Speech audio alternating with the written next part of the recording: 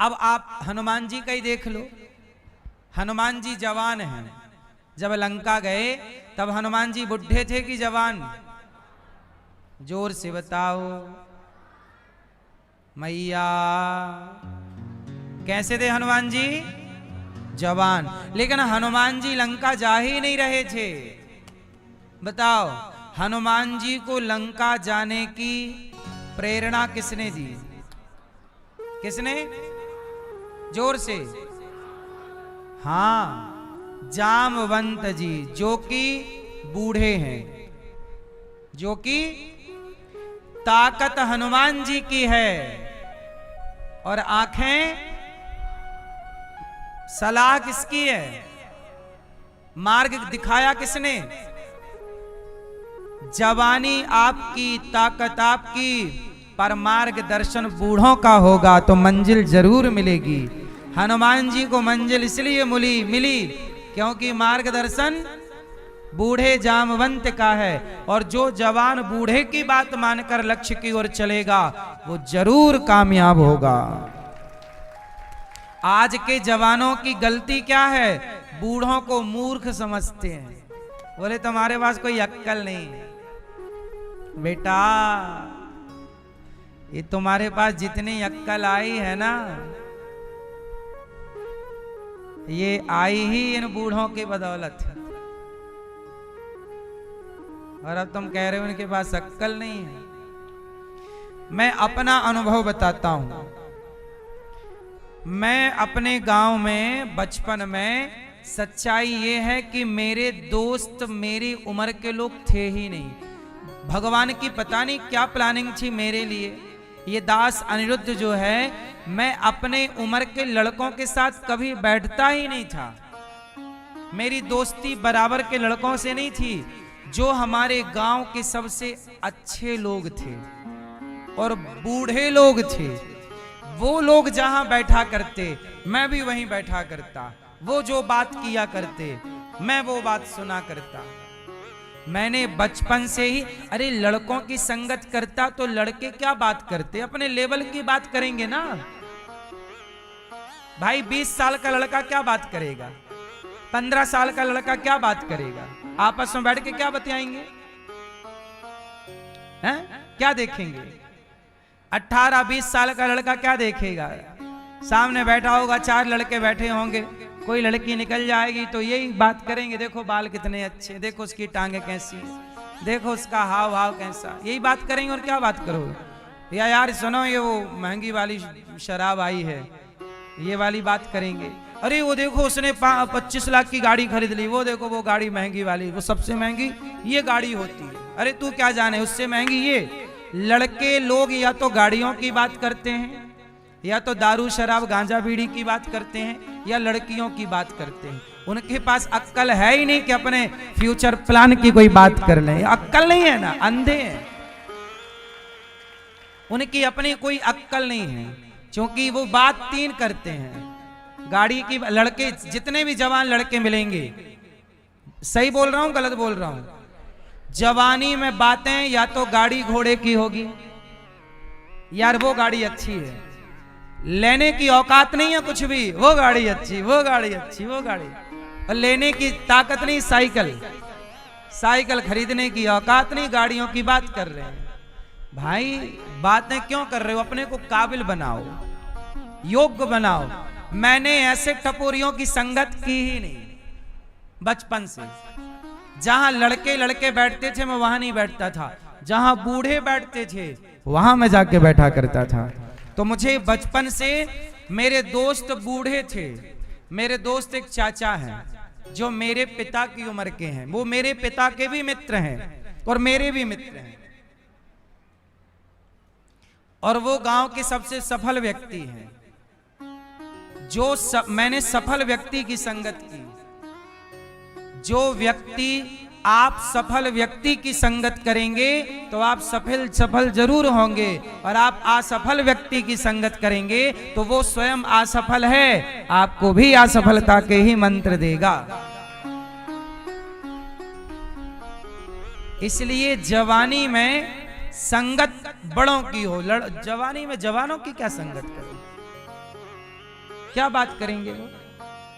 कहो मैया। ऐसे मेरी बहनों, आप भी अपनी उम्र की छोरियों की संगत ना करो, वरना वो भी तुम्हें अपनी तरह एक बॉयफ्रेंड पकड़ा देगी। क्योंकि ये छोरियां भी यही बातें करती हैं, उसका 4 बॉयफ्रेंड, उसका 3 है, तेरा कितना है? इनके पास और कोई, अरे तूने ये सूट कब खरीद लिया है ना, कितने का लिया, कहां से लिया, मुझे भी दुकान बता, मैं भी उसकी खोपड़ी चाटूंगी।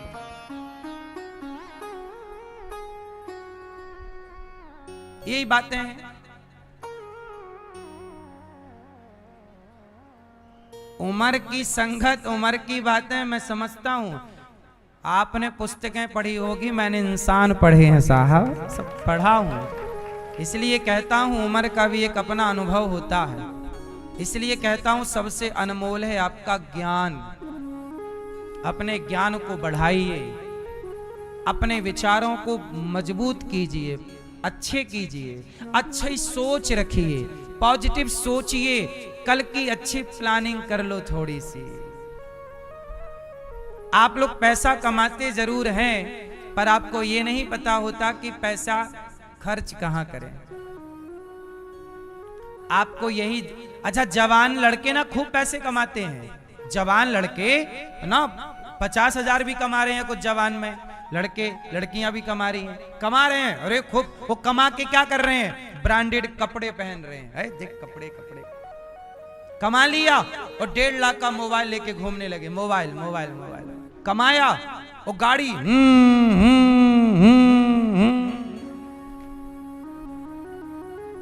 कमाया तो कपड़े मोबाइल गाड़ी, ये मैं बजाया ना, इनकी बुद्धि कितनी है। ये पैसे कमा भी लें तो ये करेंगे क्या मुझे पता है। पैसे का ये उपयोग नहीं है दोस्तों, आप असफल हो जाएंगे एक उम्र आते आते। अब आपको एक मंत्र देता हूं, कामयाब होने का मंत्र है। पैसे कमाते हो आप ना, तो ब्रांडेड कपड़ों में ना गवाओ, महंगे कपड़ों में नहीं, सिंपल कपड़ों से गुजारा।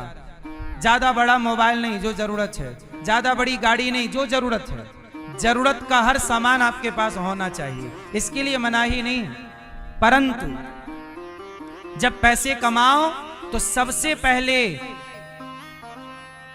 अपने लिए एक छोटा सा घर, बड़ा सा छोटा सा एक खेत ले लो, एक प्लॉट ले लो, एक घर ले लो, एक दुकान ले लो, जिससे आपकी इनकम बढ़े। कुछ बिजनेस डिजाइन कर लो, सोच लो, अपने लिए दुकान, शोरूम, अपने लिए एक प्लॉट, अपने लिए एक घर।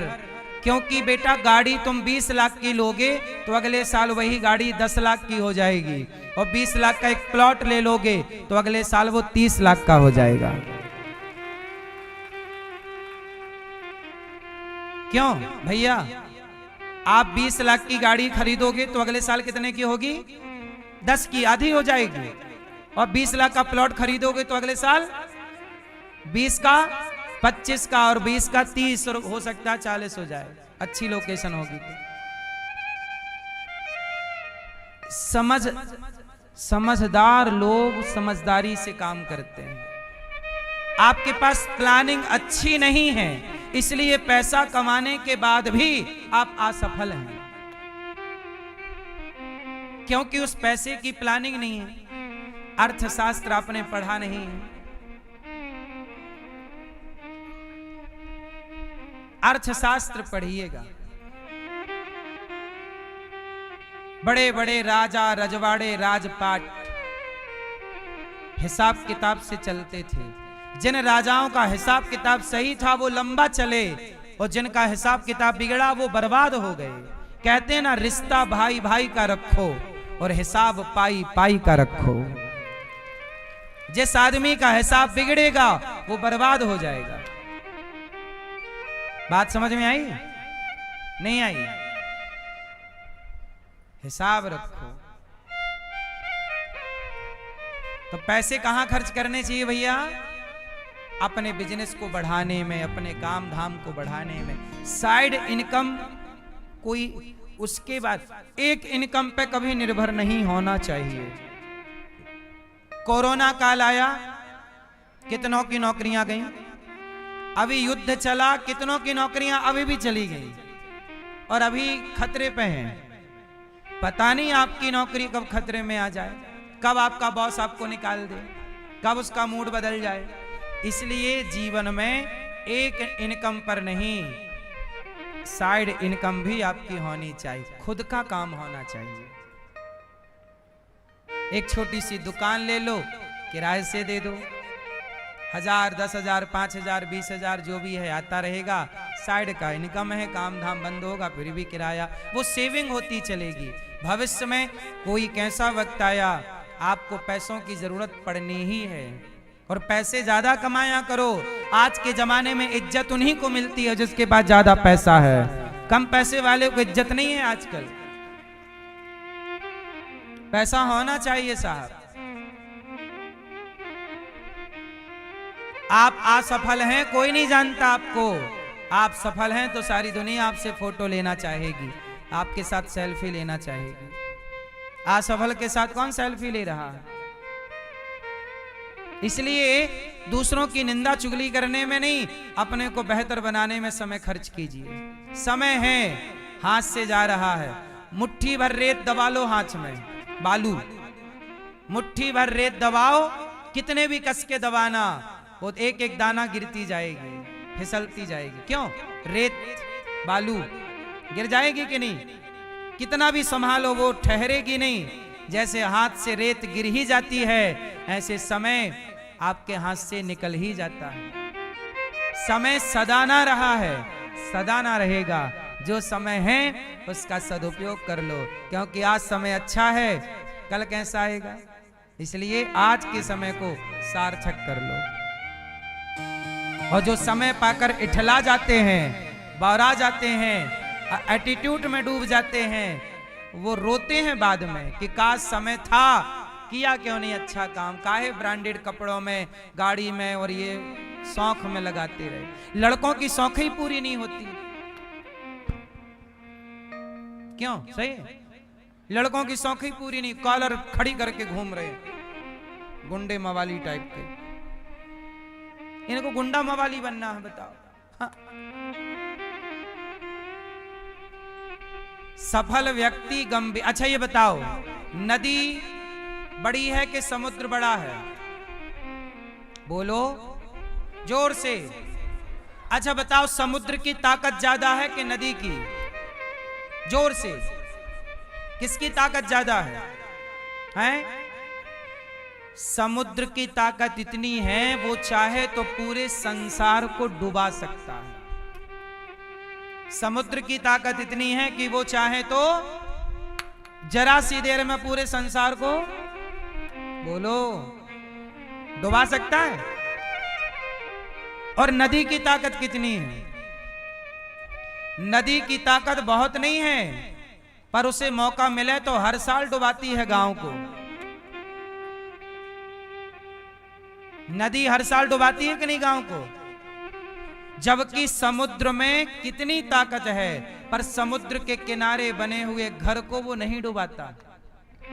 और नदी समुद्र से, नदी अपने से दूर गांव को डुबा देती है। नदी के पास जरा पानी आए तो वो सीधे नहीं बहती, गांव की तरफ जा, देख मैं आ गई, देख मैं आ गई। फिर आप कहते हैं बाढ़ आ गई, आ गई। वो नदी खुद कहती है मैं आ गई, मैं आ गई। बोलो हाँ, आपके घर में घुस घुस के कहती है मैं आ गई, मैं आ गई। थोड़ा पानी है ना तो क्षुद्र नदी जल भरी तोराई। थोड़ा पानी है तो घर में घुस घुस के बता रही है मैं आ गई, मैं आ गई, मैं आ गई। और समुद्र में ज्यादा पानी है, फिर भी वो गंभीर है। वो पलक झपकती दुनिया को डुबाने की ताकत रखता है, पर वो आपके एक छोटे से झोपड़े को भी नहीं डुबाता, क्योंकि वो, बोलो, गंभीर है। कभी कभी वो भी अपना रौद्र रूप दिखा देता है, सुनामी, ताकि आप भूलो ना कि भाई मैं कौन हूं।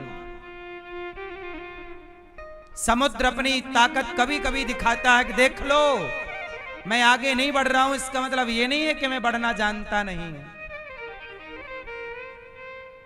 नदी हर साल घर में घुसती है, और समुद्र गंभीर है। जो छोटा व्यक्ति होता है ना वो उथला होता है, जो बड़ा होता है गंभीर होता है। थोड़ा सा पैसा पाकर, थोड़ी सी प्रतिष्ठा पाकर नदी की तरह उछलो ना, समुद्र की तरह हर हाल में गंभीर रहो। समुद्र की तरह पैसे ज्यादा कमाओ, पद प्रतिष्ठा ज्यादा कमाओ, पर गहराई कैसी हो? गंभीर। आजकल आप लोग 4 पैसे कमा लेते हो तो कल तक जिनसे राम राम करते थे राम राम करना भूल जाते हो, क्योंकि अब आप पैसे वाले हो गए। अब राम राम आप नहीं करते, अब आप उम्मीद करते हैं कि वो आपको राम राम करें। हम तो पैसे वाले हैं, भूल गए ना अपनी औकात। राम राम करते रहो, जिनको सम्मान देते थे देते रहो। पैसे पाए हो तो नदी ना बनो, गंभीर समुद्र की तरह रहो। आजकल लोगों को पचती नहीं है पद प्रतिष्ठा रुपया। सही है गलत है? आप पचाना सीख लें तो ईश्वर आपको देना सीख ले। आपको भगवान देना चाहते हैं दौलत, लेकिन सच बताओ आपकी औकात से ज्यादा मिल जाएगी दौलत तो पचा पाओगे? हैंग हो जाओगे। वो एक पिक्चर मूवी में एक बार मैंने एक छोटी सी क्लिप आती रहती है, तो मैंने देखा एक पिक्चर थी उसमें ना उसकी लॉटरी लग गई। बोली कॉमेडी पिक्चर थी, लॉटरी लग गई 1 करोड़ की। तो वो ना करोड़ जब लॉटरी लगी तो इतना खुश हुआ कि मर गया। 1 करोड़ की लॉटरी लगी तो हम मर ही गया। देखी होगी आपने भी, माला माल है ना। वो भैया लॉटरी लगी तो मर गया। तो भगवान आपको ज्यादा दौलत इसलिए नहीं दे रहे हैं आपको भी मिल जाए इतना मर जाओगे। धन्यवाद उस विधाता के नहीं दे के जिंदा रखा है, वरना आप सदमे में मर जाओ। हाँ, कितना पैसा आ गया, इतनी शोहरत आ गई, आप तो कब के मर जाते। बोलो हाँ, तो भगवान ना दे रहे हैं इसमें भी ईश्वर की कृपा है। देंगे तो मर जाओगे खुशी के मारे। सही है गलत है? हमारे गांव में एक आदमी थे अब नहीं है। वो ना जब उनके पास पैसा नहीं होता तो बढ़िया महाराज बड़ी कृपा है, आरती में आ जाए सीताराम सीताराम, आरती पूजन में आए और अपना सवेरे शाम की आरती में सम्मिलित हो जाएं। और जब उनकी फसल पके, 2-4 एकड़ जमीन थी, और जब फसल पके और फसल का पैसा आए तो दारू पी के पूरे गांव को गाली दें, तेरी ऐसी तेरी वैसी तेरी सब जैसी, खूब गाली दें। पूरे गांव भर को घर घर सामने खड़े हो के गाली दें। पैसा नहीं था तो कीर्तन करते, और पैसा आया तो गाली। क्षुद्र नदी है, क्षुद्र नदी जल भरी तो राई। इसलिए भगवान तो देना चाहते हैं आपको, आप पात्र कहां हैं? आप में पात्रता कहां है? एक आदमी लोटा लेके कुएं के पास गया, कुएं से बोला ये भैया कुआ जरा तू 1 लोटा पानी देगा? कुआ बोला ले ले मैं तो दे रहा हूं। बोला एक बात बता, सबसे ज्यादा पानी किसके पास है? मैं उसके पास जाऊंगा जिसके पास ज्यादा हो। तो कुआ बोला मेरे से ज्यादा पानी नदी के पास होता है, जा। कुएं ने बोला मेरे से ज्यादा पानी तालाब के पास है, जा तालाब के पास गए। ए तालाब भैया जरा 1 लोटा पानी दोगे? तालाब बोला ले लो भैया पानी। अरे सुन, मैं पानी उससे लूंगा जिसके पास ज्यादा है, तू बता तालाब तेरे में ज्यादा पानी है कि तेरे से ज्यादा किसी में है?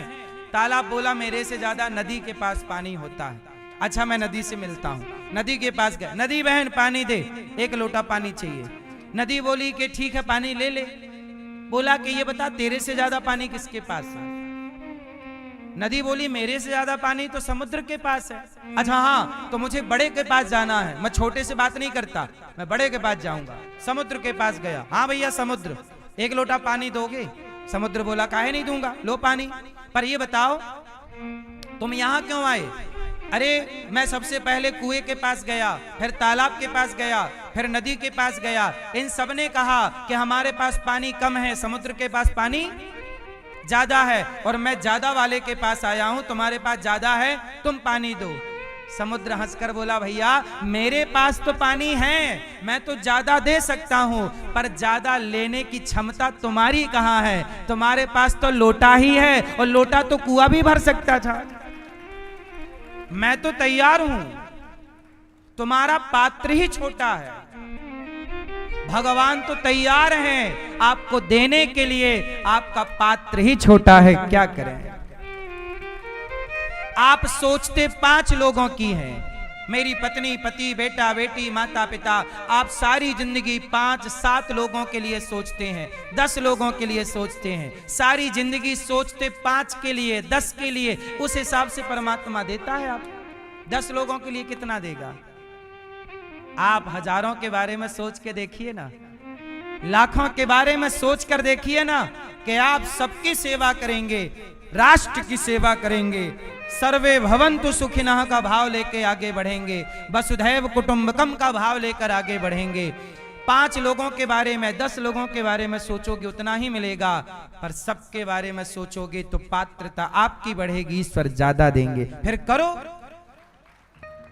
ये दास अनिरुद्ध आपकी तरह छोटा नहीं सोचता कि 2 लोग, 5 लोग। हम तो 316 वृद्ध माओं के लिए और सैकड़ों यहाँ विद्यार्थी पढ़ते हैं, हजारों भक्त भोजन करते हैं, हजारों गायों के लिए हम तैयारी कर रहे हैं। हम तो सोचते बड़ा है, ज्यादा सोचते हैं। समाज के लिए, अपने लिए क्या सोचें? अपने लिए तो कुत्ता बिल्ली भी सोच ही लेते हैं। इसलिए आपको भगवान देना बहुत कुछ चाहते हैं, पर आप लेने के पात्र कहां हैं? अच्छा ये बताओ, रावण को भगवान ने सोने की लंका दी, बोलो हाँ, बोलो हाँ, जोर से बोलो हाँ। अच्छा सोने की लंका भी दी और पावर भी दिया, बोलो हाँ। लेकिन रावण ने पावर का मिसयूज किया, पावर से किसी की स्त्री को चुरा के ले आता। तो राम जी ने क्या किया? रावण को हटाया और लंका का राजा विभीषण को बना दिया। जब आप अपने पद का, प्रतिष्ठा का, शक्ति का दुरुपयोग करते हैं तो परमात्मा आपको हटाकर वहां किसी और को बिठा देता है जो पात्र होता है। किसे बिठाते हैं? जो, हाँ, आप पात्र तो बनिए। क्या बनिए? आप पात्र नहीं है। आपके पास पैसा आता है, दारू पी जाते हो, पैसा आता है, बकरा काट लेते हो, पैसा आता है, मुर्गा खा जाते हो, पैसा आता है, दूसरे को सताने लग जाते हो। पैसा आए, तुम दूसरों की रोटी तो दूसरों को खिलाओ तो सही, तुम दूसरों के बारे में अपना चूल्हा तो जलाओ, तुम दूसरों के बारे में सोचो, फिर ना आए तो कहना। भला कीजिए भला होगा, बुरा कीजिए बुरा होगा, यही सबको चुकाना है। आप समझते क्यों नहीं सिद्धांत को? ईश्वर भी तो देना चाहते हैं, भगवान तो लिए खड़े हैं, ले भैया ले ले। तू कहां लेने को तैयार है? आपको लेना नहीं आता, ईश्वर देना चाहते हैं। इसलिए कहता हूं अपना पात्र ठीक करो। अच्छा सुनो, एक साधु जी गए एक मैया के घर, मैया भिक्षाम देही, भिक्षा दो। मैया बोली बाबा बैठो, मैं खीर बनाई हूं, जरा खीर लाती हूं आपके लिए। अब लो भैया। मैया अंदर गई और बढ़िया बादाम आदाम डाल के, किशमिश डाल के उसने बढ़िया चावल की और दूध औंट औंट के, बढ़िया इतना सा चावल इतना सारे दूध में औंट औंट के तस्मई बनाई खीर। और जब खीर बनी तो कहा बाबा लाओ, मैं तुम्हें खीर देती हूं, लाओ अपना कमंडल लाओ। साधु जी ने अपना कमंडल दिया, पात्र देखा तो कमंडल में धूल माटी लगी थी, गंदा था। साधु जी ने कहा लो ये कमंडल में डाल दो अपनी खीर। मैया बोली बाबा कमंडल गंदा है, लाओ कमंडल लाओ, मैं तुम्हारा कमंडल साफ कर देती हूँ, धुल देती हूँ। साधु जी ने कहा नहीं नहीं, कमंडल मत धुलो, तुम इसी में खीर डाल दो। मैया बोली इतनी मेहनत से खीर बनाई है, इतनी बढ़िया खीर बनी है, और माटी वाले तुम्हारे कमंडल में डालूंगी पूरी खीर खराब हो जाएगी, मैं नहीं डालती। पहले लाओ, मैं धुलती हूं तुम्हारा कमंडल। तब साधु जी ने कहा, मैया जब तू गंदे कमंडल में, गंदे पात्र में जब तू खीर नहीं डालती, तो तेरे गंदे हृदय के पात्र में भगवान कृपा की खीर कैसे डालेंगे? तू चाहती है कृपा हो, पर तू अपने हृदय का कमंडल साफ करती ही नहीं। पहले तू अपना कमंडल तो साफ कर, ये भीतर की गंदगी तो हटा।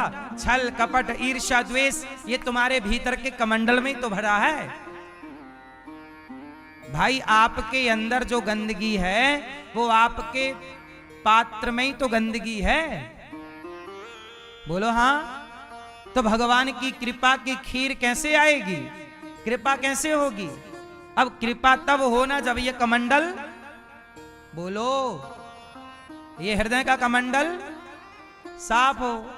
इसलिए राम कहते हैं कि निर्मल मन जन सो मोहि पावा, और मोहि कपट छल छिद्र ना।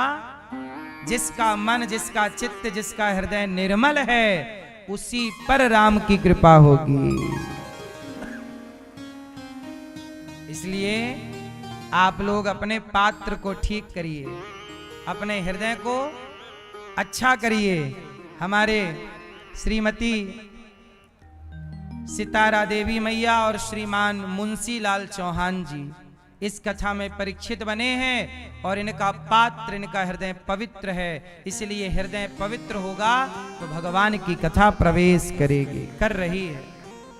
इनके पुत्र आनंद चौहान जी और मानसी चौहान जी, दामाद आपके संजय चौहान जी और पूजा चौहान जी, सुजय चौहान जी और प्रीति चौहान जी, प्रियंका चौहान जी आपकी पुत्री।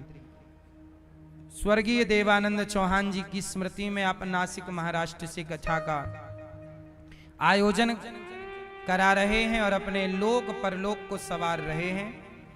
कथा सुनते रहने से आपका जो हृदय का पात्र है वह निर्मल होता है।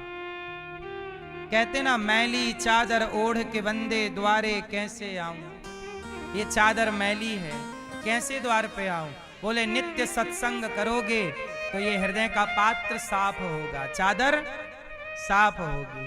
आज सत्संग नहीं करते, इसलिए गंदगी ज्यादा जमा है, छल ज्यादा, कपट ज्यादा, ईर्ष्या ज्यादा, द्वेष, निर्मलता नहीं। हमारे श्रीमान धर्म कुमार चौबे जी और श्रीमती नीता चौबे जी, आप भी परीक्षित बनकर कथा का रसपान करते हुए अपना लोक परलोक सवार रहे हैं और अपने चित्त में भगवान को स्थापित कर रहे हैं। मंदिर बनाना है तो हृदय को मंदिर बनाइए, भगवान को बिठाना है तो हृदय में भगवान को बिठाइए। प्रतिष्ठा करनी है तो हृदय में प्रतिष्ठा कीजिए।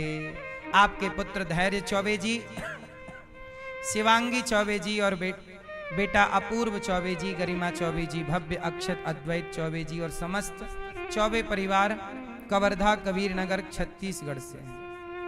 आपका खूब खूब सबका स्वागत। आप सभी को जय श्रीमन्नारायण, जय श्री कृष्णा, जय गौरी गोपाल। कैसे हैं आप लोग? कल आपने कथा सुनी कि परीक्षित जी ने एक संत जी का अपमान कर दिया, समीक जी के गले में मरा हुआ सांप डाल दिया। कोशिश करिएगा कि आप किसी के अपमान से बचें। किससे बचेंगे? सम्मान करो सबका, अपमान ना करो किसी का। अपमान गलत है। परीक्षित जी ने अपमान कर दिया संत का। अच्छा ये बताओ, अपमान करने से उम्र बढ़ती है कि घटती है? परीक्षित जी ने अपमान किया, परीक्षित जी की उम्र घटकर 7 दिन की रह गई। अपमान से आयु घटती है और सम्मान से आयु। मैया सुन रही हो ना मेरी मां? अपमान ना करें कोई किसी का। राजा परीक्षित जी एक संत के गले में मरा हुआ सांप डाल दिए तो उनके पुत्र ने शाप दे दिया अच्छा, राजा परीक्षित ने ये गलती क्यों की, अपमान क्यों किया? क्योंकि राजा परीक्षित जी ने कलयुग को 4 कमरे बनवा दिए। 4 जगह रहो। कलयुग कहाँ रहता है? द्यूतम पानम स्त्रियः सूना यत्रा धर्मश्चतुर्विधा। कलयुग कहाँ है? 4 जगह कलयुग की मुख्य है। जुआ, जहां जुआ होगा कलयुग होगा, इसलिए जुआ ना खेलना। आप खेलते हैं जुआ?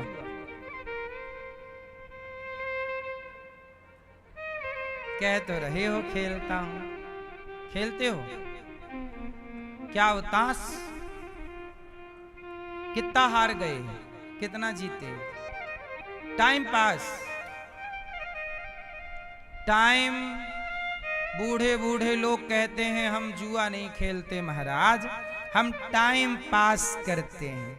अब आप क्या टाइम पास करोगे? अब तो टाइम खुद आपको ही पास करने वाला है।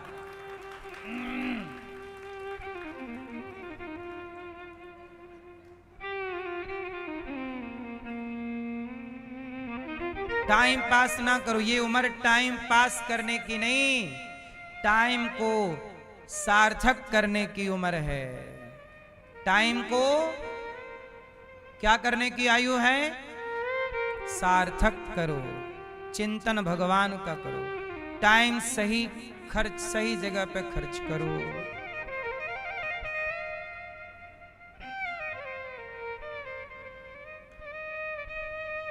परीक्षित जी, पहला स्थान कलयुग कहां रहता है? जुआ। जुआ ना खेलना। पानम, दारू नहीं, शराब नहीं। आप पीते हो भैया दारू? आप शराब पीते हो? सही? कभी नहीं, कभी कभी थोड़ी, एक आध पैक नहीं। सही नहीं पीते? खाओ मां कसम नहीं पीते।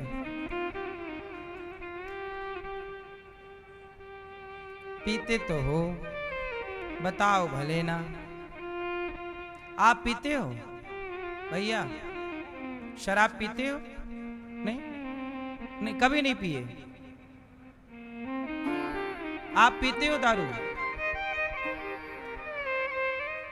हैं? पीते हो शराब?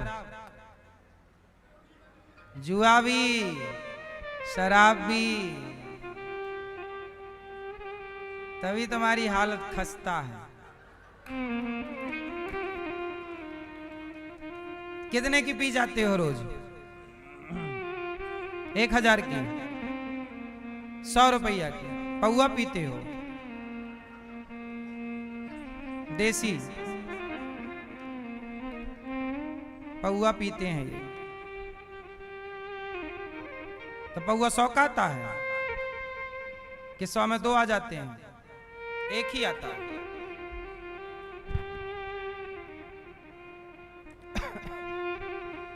चलो बधाई हो आपको, शराब पीने की लख लख बधाई।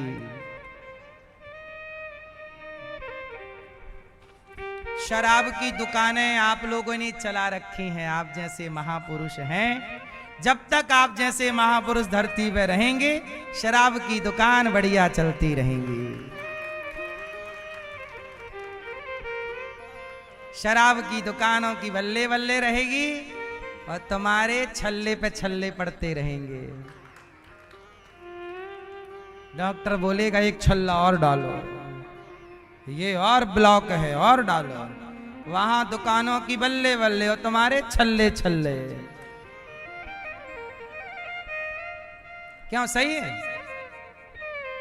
दारू पीने वालों को नहीं छल्ले वाले डलने लग जाते हैं, सब ब्लॉक होने लग जाता है। हाँ या ना? तो आपके डले छल्ले नहीं? अभी जवानी है थोड़ा। सर आप रोज पीते हो हैं? अब नहीं पीना रोज, कभी कभी पियोगे, मतलब पियोगे। कलयुग का वास है शराब में। शराब पियोगे खल्लास। समय के पहले शराबी आदमी नहीं, कहीं एक्सीडेंट कर लेता है, कहीं नाले पे पड़ा है, कहीं कुछ कहीं कुछ, भरोसा नहीं है जिंदगी का। जुआ शराब द्यूतम पानम स्त्रिया, पराई स्त्री से बच के रहना। पर नारी पैनी छुरी, तीन तरफ से खाए। धन हरे यौवन हरे, और घोर नरक ले जाए। पराई स्त्री के चक्कर में तो नहीं हो? शादी हो गई? हो गई। पराई स्त्री के चक्कर में रावण की लंका जल गई। सही है? यहां भी कलयुग है। द्यूतम पानम स्त्रिया। अच्छा मैया, आप लोग अपने अपने पति को दशहरा दिखाने जरूर ले जाया करो। आपके पति को कुछ दिखाओ ना दिखाओ, दशहरा जरूर दिखाना। और जलता हुआ रावण दिखा के कहना, देखो ये रावण इसलिए जल रहा है क्योंकि इसने पराई स्त्री पे हाथ रखा, पराई स्त्री का स्पर्श करना चाहा, पराई स्त्री को गलत नजर से देखा, आज तक जल रहा है। और तुम भी देख रहे हो तो तेरा क्या हाल होगा रे कालिया। यदि तुम देखोगे सर्वनाश होगा।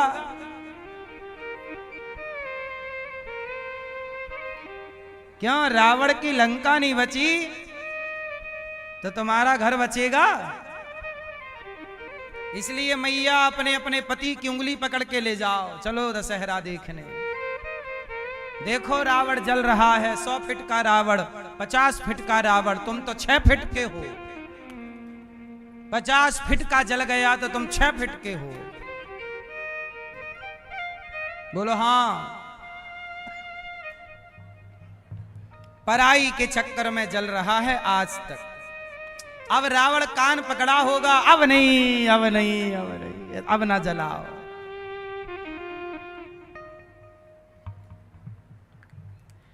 कलयुग द्यूतम पानम स्त्रिया, पराई स्त्री में कलयुग का वास है। जिसकी नियत बिगड़ी कलयुग खोपड़ी पर चढ़ा। और मांस, मांस खाते हो आप? मछली, अंडा, मुर्गी, बकरा, बकरी, सारे गुण संपन्न हैं, सर्व गुण संपन्न है भाई। आज मिले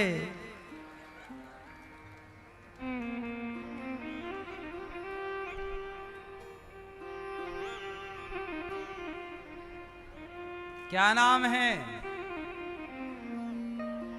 हैं? मुरारी, बुढ़ारी, पुरानी। अच्छा, पुरानी यादें हैं ये।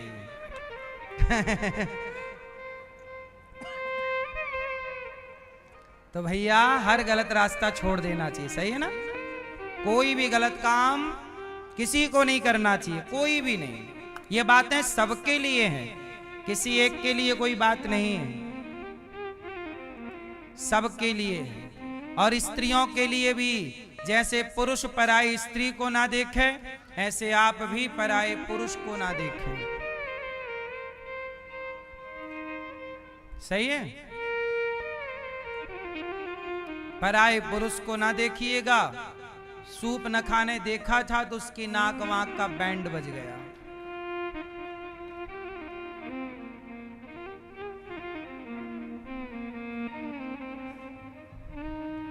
नाक ही काटी लक्ष्मण जी ने,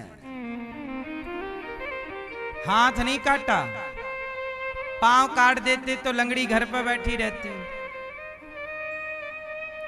पांव नहीं काटा, पांव काटते तो लोग पूछते कि पांव कैसे कट गया, फिर बताती वहां गई तो कट गया।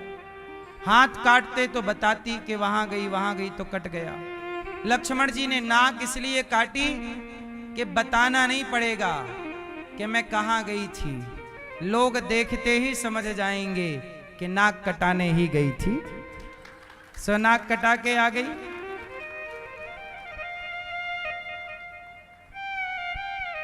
सही है? तो आप भी पराये पुरुष के चक्कर में अपनी नाक ना कटवा लीजिएगा। सही है कि नहीं? अभी अब कितनी घटनाएं तो घटती हैं रोज, क्या क्या आपको सुनाएं। तो भगवान परीक्षित जी से सुखदेव भगवान कहते हैं, राजन, अब राजा परीक्षित को कलयुग सिर पे चढ़ा, बेईमानी से कमाए हुए धन में भी कलयुग होता है। राजा परीक्षित जी के सिर पर मुकुट थी, वो जरासंध की थी। कलयुग सिर पे आके बैठा।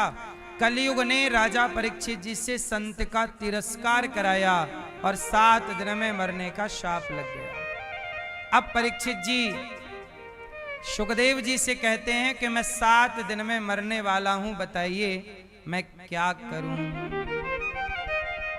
मेरी आयु बहुत कम है, मैं क्या करूं। जिसकी आयु कम है, उम्र कम है, अब वो क्या करे। तब परीक्षित जी को सुखदेव जी ने कहा, आप भागवत सुनो।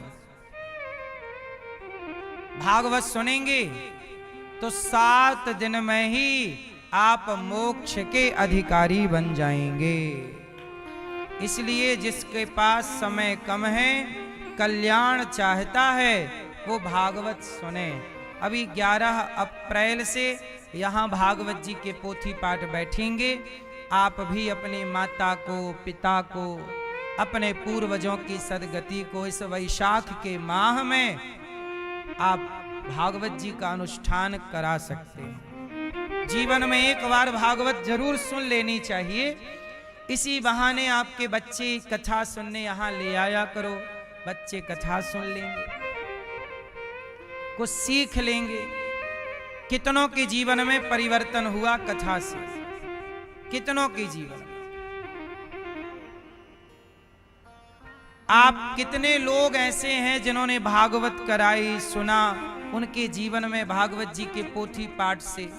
एक मैया ने बताया कि हमारा वर्षों से काम रुका हुआ था, भागवत सुनी, पोथी पाठ कराई तो कृपा हुई और हमारा काम बन गया। जिसे जो चाहिए भागवत जी वो देती है। पितृ दोष किसी को है, पितरों की सदगति नहीं हुई, तो भागवत जी से अच्छा उपाय कुछ नहीं हो सकता पितरों की सदगति का।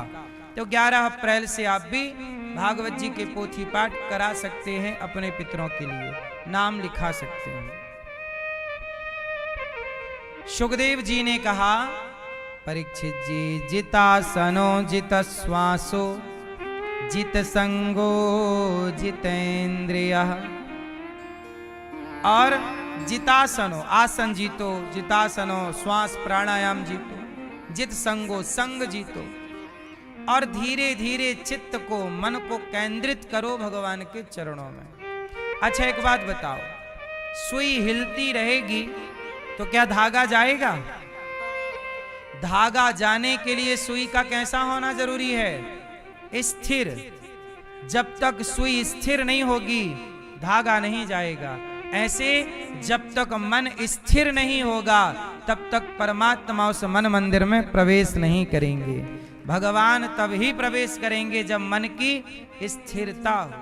इसलिए संत जन कहते हैं, सत्संग के द्वारा, जप के द्वारा, सेवा के द्वारा अपने चंचल मन को स्थिर करो, शांत करो। और हाय हाय ना चीराणी किम पथि न संति दिशंति भिक्षाम। अच्छा ये बताओ, आपकी जरूरतें ज्यादा हैं या कम हैं?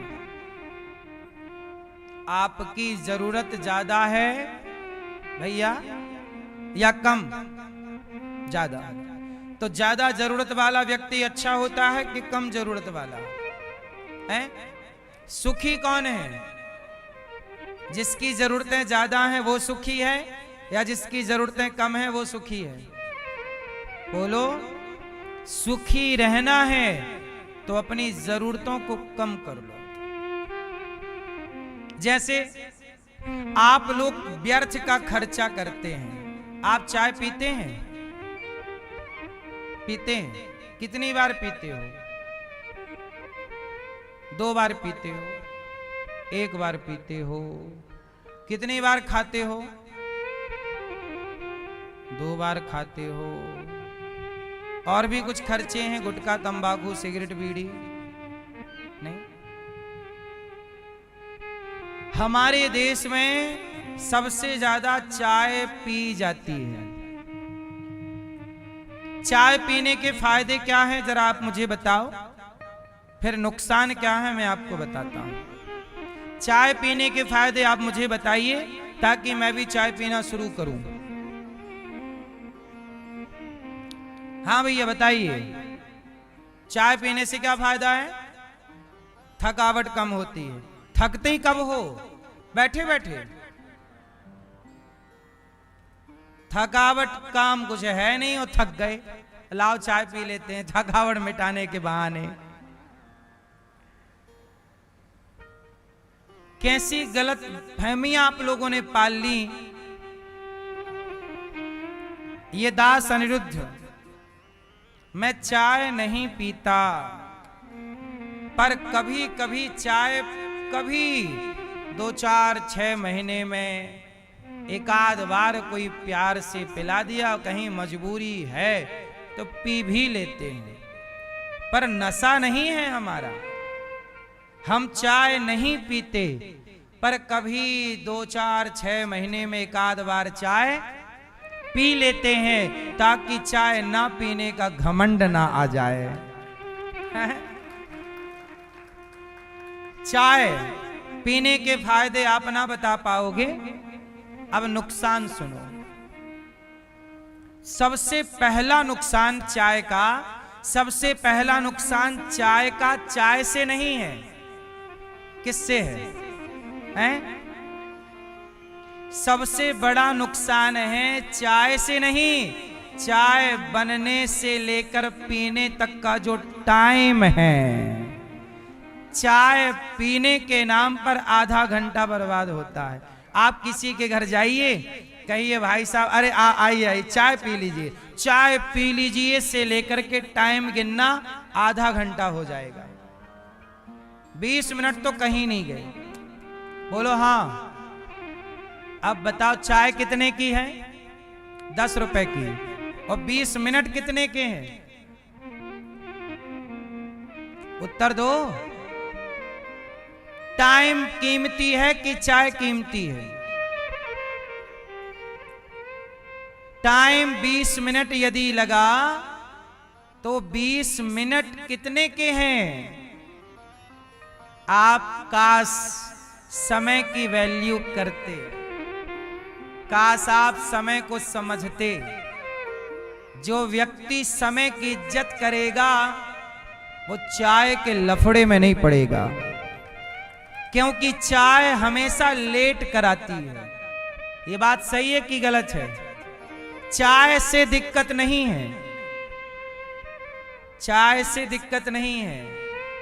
कई बार आप चाय के चक्कर में आधा घंटा लेट ऑफिस पहुंचते हैं, चाय के चक्कर में आप लेट हो जाते हैं। 10 रुपए के लिए आप 20 मिनट की कोई वैल्यू नहीं, आधे घंटे की। जो व्यक्ति समय को नहीं समझता, फिर समय भी उसको नहीं समझता। ले, तूने मेरी इज्जत नहीं की, 10 रुपट्टी की चाय के लिए मेरे 20 मिनट तूने खराब किए। समय बोलेगा तुझे मेरी कदर नहीं है, अब मैं भी तेरी कदर। सफल व्यक्ति चाय पिए तो समझ में भी आता है कि वो तो सफल है। अब तो वो चाय पिए, जूस पिए, सफल है, उसके पास सब कुछ है। पर तुम अभी स्ट्रगल कर रहे हो, तुम्हारे पास अभी टाइम की बड़ी कीमत है और तुम अपना टाइम बर्बाद कर रहे हो। इसका मतलब आप टाइम को बिगाड़ रहे हो। चाय से सबसे बड़ी हानि किसकी है? टाइम की। किसकी हानि है? मैं जो कह रहा हूं वो सही है कि गलत है? समय बिगड़ता है कि नहीं? बोलो हाँ कि ना? बर्बाद होता है। फिर शमशान एक दिन मैं चला गया टहलते टहलते। आप लोग नहीं जाते ना टहलते हुए शमशान? हम जाते हैं, हम शमशान भी जाया करते हैं घूमते फिर। चलो आज टहलने चले शमशान, क्योंकि आप कहीं भी टहल लो आखिरी में पहुंचना वहीं है। तो जब आखिरी में पहुंचना तो पहले ही चल के देख लो क्या व्यवस्थाएं हैं। शमशान एक दिन मैं गया तो वहां लिखा था, क्या लिखा था जरा सुनिएगा। शमशान में लिखा था कि समय के पास इतना समय नहीं है। ये लाइन आप बोलो मेरे साथ, बोलो, समय के पास इतना समय नहीं है कि वह फिर से आपको समय दे सके। समय के पास इतना समय नहीं है कि वह समय के पास इतना समय नहीं है कि समय आपको फिर से समय दे सके। जब समय के पास समय नहीं है तो हम समय को क्यों बिगाड़ें चाय के चक्कर में। इसलिए जो हमारा समय बिगाड़े हम उससे दूरी बना लेते हैं। इसलिए आपने देखा होगा कथा 3 बजे से स्टार्ट होती है तो ये दास अनिरुद्ध 3 बजने में 2 मिनट 4 मिनट पहले ही आकर बैठ जाता है। ऐसा नहीं होता कि 3 बजे से कथा और मैं 3:01 पे आऊं। 1 मिनट भी मैं लेट नहीं होता। आप साक्षी हैं इस बात के कि नहीं? ये बात मैं इसलिए बताता रहता हूं ताकि आप लोग भी समय की इज्जत करना सीखें। मैं 1 मिनट भी लेट नहीं होता। कभी लेट होऊंगा तो बहुत बड़े कारण के कारण लेट होऊंगा। कोई बहुत बड़ी बात होगी, कारण में कहीं विशेष काम से गया होऊंगा, आते समय कोई ट्रैफिक में फंस गया, वो अलग विषय है। पर 365 दिनों में 364 दिन में लेट नहीं होता। साल में 1 दिन की मैं भी गारंटी नहीं लेता, और वो भी मजबूरी होगी कभी 1 आध दिन, वरना 3 बजे से कथा है तो मैं 3 बजने में 2 मिनट 3 मिनट पहले आता हूं। आपने कभी नोट किया कि नहीं? ये सब बातें नोटिस की? 3:01 में मैं नहीं आता, 2 मिनट पहले आता हूं। सोचिए कि जब दास अनिरुद्ध समय की कदर करता है तो फिर आपको नहीं करनी चाहिए? आपकी संतानें, आपके अपने लोग और आप भी समय को नहीं समझते, इसलिए आप जीवन में परेशान हो, रोते हो। जीवन में कई बार आपकी इच्छाएं हैं पर आप परेशान हैं क्योंकि आप कदर नहीं करते वक्त की। सफल व्यक्ति समय को समझता है और असफल व्यक्ति समय की कीमत नहीं करता। तो आज से आप में से कितने लोग समय की कीमत समझेंगे और अपने बच्चों को समय की वैल्यू समझाएंगे? समय समय समय पर होता है, समय समय की बात। राम जन्म का दिन बड़ा, कृष्ण जन्म की रात।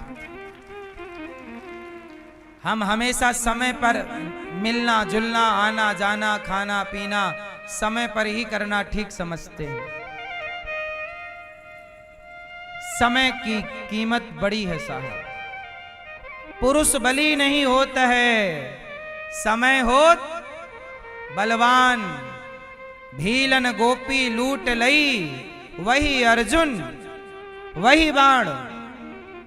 अर्जुन जीत गए महाभारत, पर जीतने वाले अर्जुन, महाभारत को जीतने वाले अर्जुन जंगल के भीलों से हार गए। जंगल के आखिरी में जंगल के भीलों से हार गए। क्यों? क्योंकि वो समय जिताने वाला था, वो कृष्ण साथ में थे। आज प्रभु साथ नहीं है तो समय हरा रहा है। कभी समय जिताता है तो कभी समय किसी के बाप की बफौती नहीं है।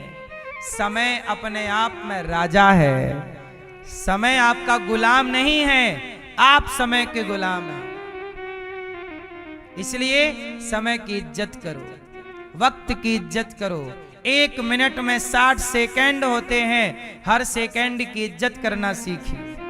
अपने समय का पढ़िए, पढ़ने पे समय लगाइए, कुछ सफल होने में समय लगाइए। आप लोग निंदा चुगली करने में समय लगाते हैं, दिन भर मोबाइल देखने में समय लगाते हैं। आप अपने पैर पे कुल्हाड़ी मार रहे हैं, आप अपने ही सबसे बड़े दुश्मन हैं, बेवजह बर्बाद कर रहे हैं। पैसा बर्बाद हो रहा है, कोई बात नहीं, पैसा बर्बाद होगा तो पैसा फिर आ जाएगा, पर समय बर्बाद होगा तो समय कभी नहीं आएगा। क्यों? पैसा आ सकता है, समय आएगा। इसलिए बताओ, पैसा महंगा है कि समय?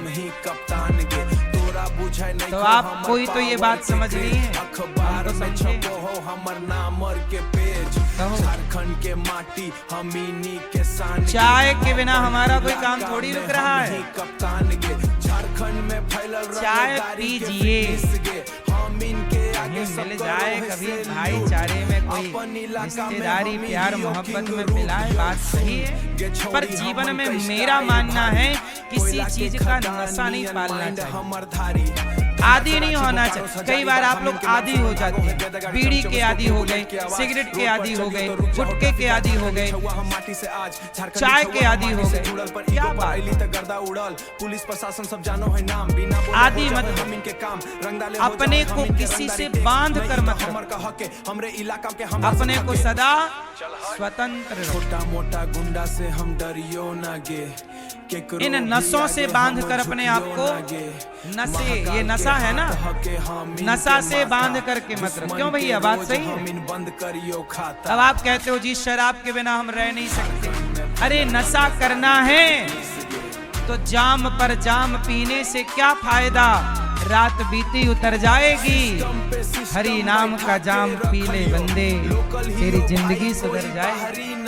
जाम पीना ही है तो भक्ति का जाम पी ले, सेवा का जाम पी ले, सेवा कर ले, अच्छे काम कर ले। नशा करना है तो बुराई, दास अनिरुद्ध भी सेवा का नशा करता है। हमारे को नशा है सेवा का, ये भी तो एक नशा है। हम रोज आपको कथा सुनाते हैं, 12 महीने सुनाते हैं, हमें कथा सुनाने का नशा है, माताओं की सेवा करने का नशा है, गुरुकुल खोलने का नशा है, गायों की सेवा करने का नशा, ये भी तो नशा है। जैसे आप दारू के बिना नहीं रह सकते, ऐसे ये दास सेवा के बिना नहीं रह सकता। ये नशा है तो अच्छे नशा पालो ना, बुरे नशा ही क्यों पालना है? सही है गलत है? भटका हुआ युवा कब आएगा लाइन में राम जाने।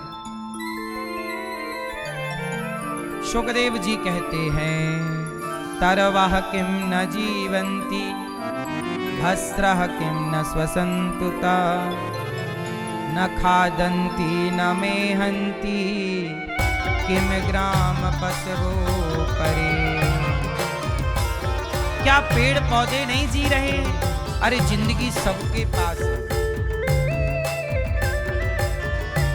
पर हम अपनी जिंदगी बिंदास अच्छे काम के लिए जिए। शुकदेव भगवान परीक्षित जी से कहते हैं, परीक्षित भगवान बड़े दयालु हैं। एक बार भगवान दुर्योधन को समझाने गए कि देख मान जा, पांडवों को 5 गांव दे दे। पर दुर्योधन बोला 5 गांव क्या, मैं सुई की नोक बराबर भूमि पांडवों को नहीं दूंगा। जब नहीं दिया तो क्या हुआ? भगवान पांडवों के साथ हैं और महाभारत में नाश। इसलिए कहता हूं भगवान का स्वभाव कैसा है। दुर्योधन कहता है मेरी मैया ने 56 भोग बनाए हैं, बादाम काजू बढ़िया काजू की मिठाई है, प्रभु सुंदर सुंदर हलवा है, भगवान चलो जरा खाओ। भगवान बोले दुर्योधन हम आपके घर खाएंगे। क्यों नहीं खाओगे? बोले आपके घर नहीं खाएंगे तो कहाँ खाओगे? बोले विदुर जी के घर खाएंगे। दुर्योधन हंसा, विदुर जी के पास थोड़ी कुछ खिलाने को है, वो तो झोपड़े में रहते हैं, उनके पास थोड़ी कुछ है। मैं 56 भोग सोने की थाल में परोस के खिला रहा हूँ। भगवान बोले हम कोई वस्तु के भूखे थोड़ी, तेरी सोने की थाल का हम क्या करेंगे, तेरे पकवानों का हम क्या करेंगे। हम कोई वस्तु के भूखे नहीं, हम तो भाव के भूखे हैं। हमारी काकी विदुरानी भाव से जो खवाएगी वो खाएंगे। भगवान ने दुर्योधन के 56 भोग छोड़कर विदुरानी के घर गए और काकी जी गाय के गोबर से आंगन लीप कर और कन्हैया का इंतजार कर रही कि आएंगे आएंगे। कन्हैया पहुंचे, काकी जी चरणों में गिर पड़ी काकी। भगवान ने गले से लगाया विदुरानी को। काकी ने कहा कि प्रभु हम तीनों पर, हम गरीबों पर भी दया करने आप आते हैं।